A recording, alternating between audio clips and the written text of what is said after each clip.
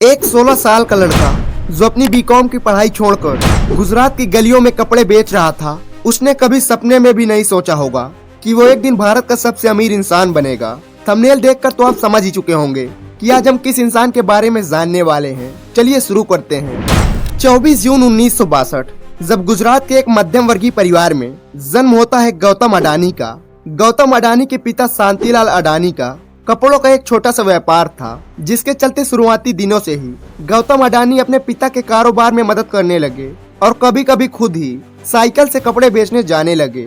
एक तरफ घर की जिम्मेदारियां थीं, तो दूसरी तरफ अडानी का अपना भविष्य, जिसके चलते अडानी ने अपनी शुरुआती पढ़ाई सेठ चिमनलाल नगीनदास विद्यालय से की और उसके बाद गुजरात यूनिवर्सिटी से बीकॉम की पढ़ाई करना शुरू कर दिया।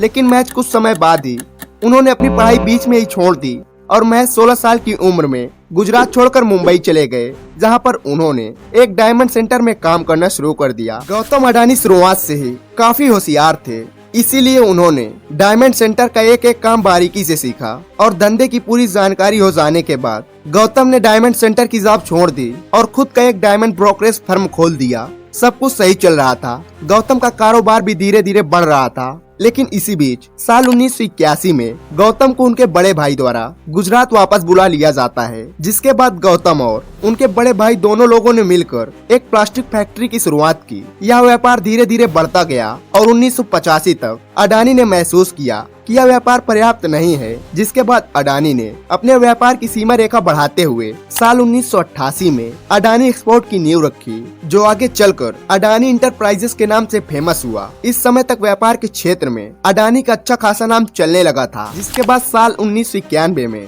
भारत में ग्लोबलाइजेशन की शुरुआत हुई। इस सुनहरे मौके का फायदा उठाते हुए अडानी ने मेटल्स, टेक्सटाइल और एग्रीकल्चर प्रोडक्ट की अंतर्राष्ट्रीय स्तर पर ट्रेडिंग करनी शुरू कर दी। साल 1991 ही वो साल था जहां से अडानी का व्यापार बढ़ता गया और 1994 आते आते मुद्रा पोर्ट का कॉन्ट्रैक्ट मिला। अब आप सोच रहे होंगे कि ये पोर्ट क्या होता है, चलिए समझते हैं। दरअसल पोर्ट का हिंदी अर्थ होता है बंदरगाह, और जो भी कंपनी किसी पोर्ट का कॉन्ट्रैक्ट लेती है, उनकी जिम्मेदारियां होती हैं कि वह बंदरगाह के सभी कार्यों को देखेगी और व्यापार के क्षेत्र में ज्यादा से ज्यादा सुविधाएं लाएंगी। जिसके बाद अडानी ने अडानी पोर्ट्स की शुरुआत की, जो कि आज मुद्रा पोर्ट को ही नहीं बल्कि देश के अन्य पोर्ट को भी मैनेज करती है। अडानी ने पोर्ट की शुरुआत करने के बाद साल 1996 में एनर्जी सेक्टर में भी अपने हाथ आजमाए और अडानी पावर कंपनी की शुरुआत की। अडानी केवल इसी क्षेत्र तक सीमित नहीं रहे और 2007 में अडानी माइनिंग की शुरुआत की, जिसका नतीजा यह रहा कि साल 2014 में अडानी ग्रुप को ऑस्ट्रेलिया की सबसे बड़ी कोयला खदान कारमाइल का कॉन्ट्रैक्ट मिला।